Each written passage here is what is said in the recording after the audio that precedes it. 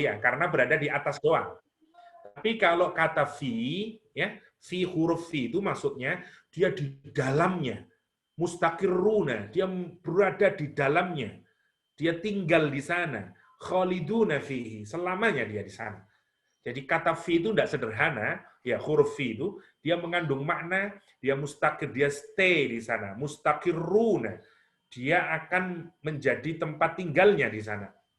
Khaliduna, selama-lamanya dia di sana. Masya Allah. Jannat, jam'u jannah, artinya kebun. Ya.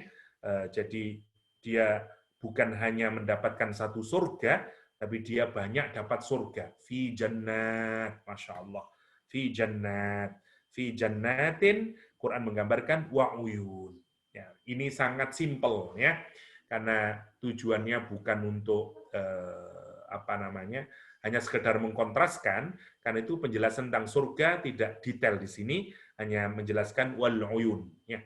Tapi menarik ya. Jadi simpelnya begini, orang itu kalau mau menggambarkan kenikmatan, rileks, puncak dari kesuksesan, itu menariknya orang terobsesi dengan air, dengan air. Dan Allah yang menciptakan manusia tahu itu. Karena itu di dalam Al-Quran, salah satu gambaran surga selalu dikaitkan dengan air.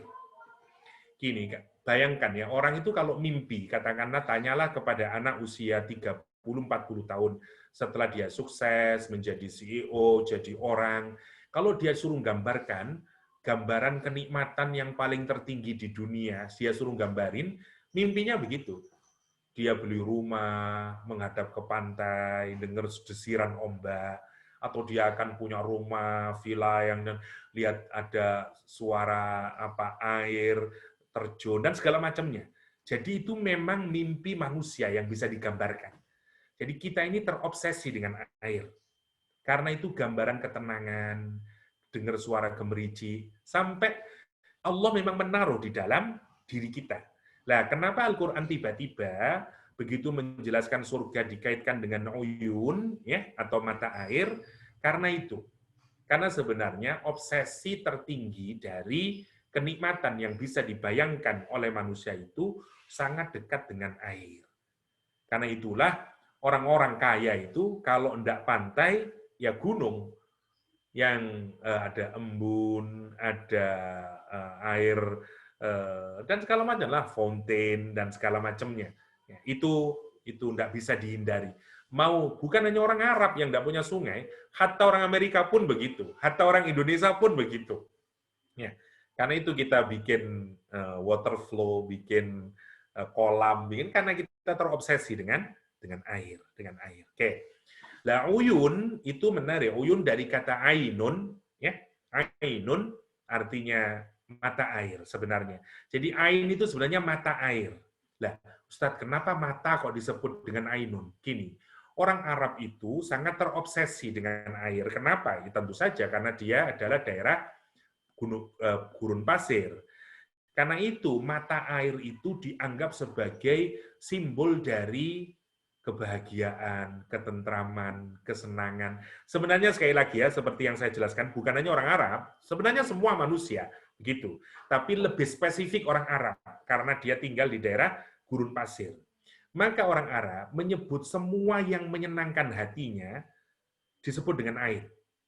Misalnya, mata bagi orang Arab itu sesuatu yang paling indah dari diri manusia. Makanya semuanya ditutup, tapi mata tidak orang Arab.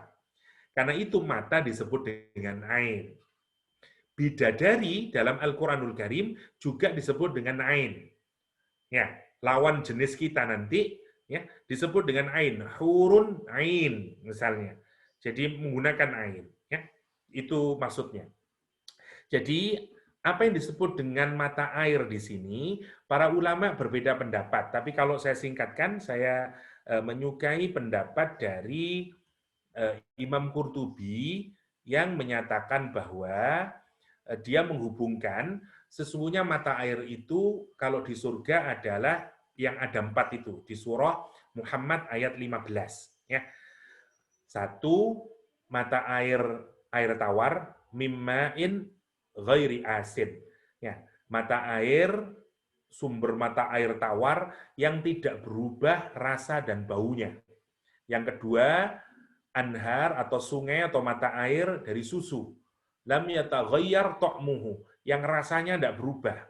Masya Allah, tidak tahu kita ya, tidak pernah basi. Wa anharun min khamrin ladzatul syaribin. Yang ketiga, dari khamr ya, yang tidak memabukkan, yang lezat bagi peminumnya. Yang terakhir, min asalin, dari madu musaffa, yang dipurified, yang diputihkan, yang dibersihkan. Ya. Ini gambaran dari 4 sungai di surga atau 4 uyun di surga. Wallahu a'lam. Itu jadi ada air putih, ya, plain water, ada milk, ya, ada honey, dan ada khamr, ada khamr.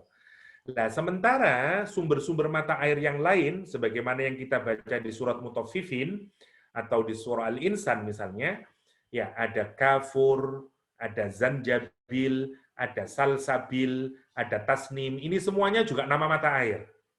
Kafur, zanjabil, salsabil, ya tasnim. Sekarang banyak orang namanya salsabila, ya. Itu semuanya adalah nama mata air surga. Ya, tasnim, salsabil, zanjabil, kafur. Bagi Imam Qurtubi, 4 mata air ini lebih spesifik. Bukan diberikan hanya kepada orang muttaqin, tapi lebih spesifik sebagaimana penjelasan di surat Mutaffifin atau di surat Al-Insan. Misalnya, kafur diberikan kepada muttaqin yang abror. Tentu saja kalau mau secara general, 4 ini pun juga diberikan muttaqin, tapi tidak secara general, gitu maksudnya. Jadi, tapi kalau yang 4 sungai tadi, ya, yang laban, khomer, sama asal, ya, 4 tadi, itu semuanya. Asal orang masuk surga, dia dapat 4 itu. Itu maksudnya. Tetapi untuk yang 4 ini, yang kafur, zanjabil, salsabil, tasnim, ini harus lebih khusus lagi. Misalnya Al-Quran, tasnim itu diberikan kepada muqarrabun. Jadi orang yang takwa, yang dekat kepada Allah, dan seterusnya. Ya, kira-kira begitu namanya uyun. Al-Quran menjelaskan kenikmatan di surga itu digambarkan dengan sungai atau dengan mata air. Sebagaimana kita di dunia juga terobsesi dengan air sebagai puncak dari keindahan, ketentraman, kesuksesan. Begitulah kira-kira. Jadi Quran menggambarkan innal muttaqina fi jannatin wa uyun. Jadi jannat artinya kebun hijau. Ya, sampai kita terobsesi kayak begitu. Ya, ini yang menarik. Sampai kalau kita lihat rumahnya Imam Sudes, ya rumahnya sultan-sultan Arab, di rumahnya begitu. Dia ya, jadi salah satu ada di YouTube ya. Kata dia salah satu ciri orang kaya di Jeddah adalah kalau kita masuk ke rumahnya dia punya kebun, kata dia. Karena apalagi bagi orang Arab itu tidak mungkin dia punya kebun.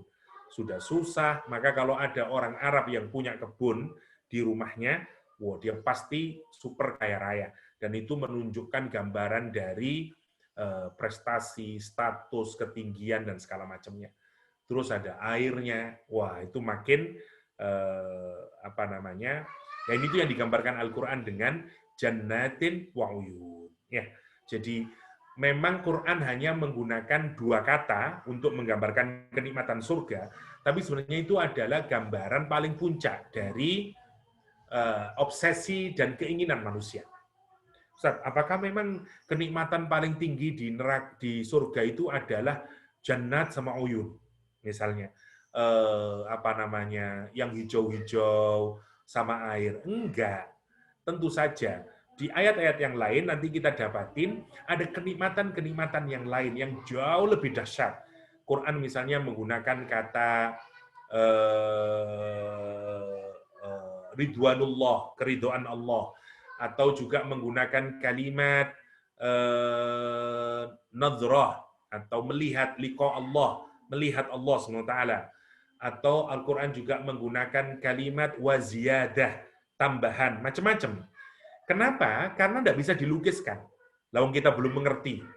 Ini ya, kita ini hanya mengerti sesuatu yang kita ketahui di dunia. Karena itu Al-Quran menggambarkan kenikmatan surga dengan sesuatu yang kita bisa bayangkan adanya di dunia. Tetapi ayat 46, kalau kita perhatikan, itu sudah sesuatu yang lain, yang sifatnya jauh lebih ruhaniyah. Kalau yang tadi itu sifatnya jasmaniyah, kenikmatan surganya. Jannatin wa uyun, ya dalam kebun-kebun yang hijau, sumber-sumber mata air. Nggak perlu dijelaskan gimana kemudian makanannya, gimana buah-buahannya. Kita sudah bisa bayangin, kalau orang itu sudah punya kebun, mata air, itu sudah gambaran yang lain makin nggak karu-karuan sudah. Itu gambarannya. Nah, tapi itu semuanya adalah gambaran yang fisik. Ayat ke-46 menggambarkan kepada kita gambaran yang spiritual, gambaran yang lebih ruhaniah dari kenikmatan surga. Apa kata Allah SWT? Udkhuluha. Masuklah kalian semuanya. Yang menarik, ayat ini tidak dijelaskan siapa yang bicara. Tidak ada. Udkhuluha. Masuklah kalian semuanya. Dikatakan kepada mereka, masuklah ke dalam surga bisalamin, dengan kedamaian, dengan kesejahteraan, aminin, lagi aman. Mari kita lihat. I'rabnya saya skip, nanti lihat sendiri. Yang pertama, yang menarik dari ayat ini tidak disebutkan siapa yang menyatakan udkhuluha. Ada yang menyatakan ini adalah malaikat. Ada yang menyatakan Allah sendiri, wallahu alam, tapi ini menjadi bentuk yang memang memikat hati, karena kita tidak tahu. Yang jelas nanti kita seperti dapat welcoming party, kita di udkhuluha, silahkan masuk. Ya. Bisalamin aminin. Bisalamin amin. Yang pertama kata salam. Kata salam itu dimaknai banyak oleh para ulama. Apa yang dimaksud dengan orang nanti masuk ke surga dengan salam? Yang pertama, orang kalau masuk surga tidak ada ketakutan sama sekali. Namanya salamat. Namanya salam. Tidak ada ketakutan, nggak ada yang diinginkan, nggak ada bencana, nggak ada malapetaka. Namanya salam. Bayangkan ya. Salam itu tidak ada ketakutannya, nggak ada lagi yang diinginkan. Masya Allah. Puncak dari gini ya, selama kita di dunia ini, tidak pernah kita bisa membayangkan orang tidak punya keinginan. Sampai orang paling terkaya pun di dunia masih punya keinginan. Ingin sehat, ingin bangun lebih pagi, ingin apalah, ada banyak keinginan yang dia masih belum bisa kabulkan. Itulah Bill Gates sekalipun. Dia masih, mungkin sekarang dia tidak ingin dapat corona misalnya. Ya. Tetapi tidak ada orang di dunia ini sehebat dan sehebat apapun yang bisa semua keinginannya terpenuhi. Bukan sakit. Tapi kalau orang masuk di surga, itu semua yang diinginkan terpenuhi. Sampai dia tidak punya keinginan lagi. Masya Allah. Itu disebut dengan salah. Salah satu maknanya. Ya, ma tastahi anfusukum, kata Al-Quran. Apa saja yang kalian inginkan dipenuhi oleh Allah SWT nanti di surganya Allah. Ya. Karena itu kata salam yang pertama maknanya salamah minan nar. Orang diselamatkan dari neraka. Masya Allah, ini nikmat yang paling agung. Yang kedua, as-salamah tashabukum min kulli afat. Selamat dari semua bencana, selamat dari semua yang jelek-jelek. Nggak ada semua yang jelek-jelek. Yang ketiga, ini yang paling kita inginkan. Semoga kita semuanya nanti termasuk dari golongan ini. Ya, bitahiyatin minallahi lahum. Orang mendapatkan congratulation, dapat tahiyat. Allah sendiri nanti yang mengucapkan kepada orang yang masuk surga dengan ucapan salam, salam. Bayanginnya betapa senangnya ya. Saya nyontohin beginilah. Waktu dulu saya kuliah, ya semoga ini bukan kesombongan, saya menjadi mahasiswa terbaik, dikalungin dengan bunga, Pak Rektor kemudian menyalamin, dengan menyatakan selamat Yahya menjadi mahasiswa terbaik, itu senang sekali rasanya hati. Siapa yang memberikan congratulation? Rektor, tempat di mana saya kuliah. Itu pun membuat kita senang sudah. Sekarang kita bayangin,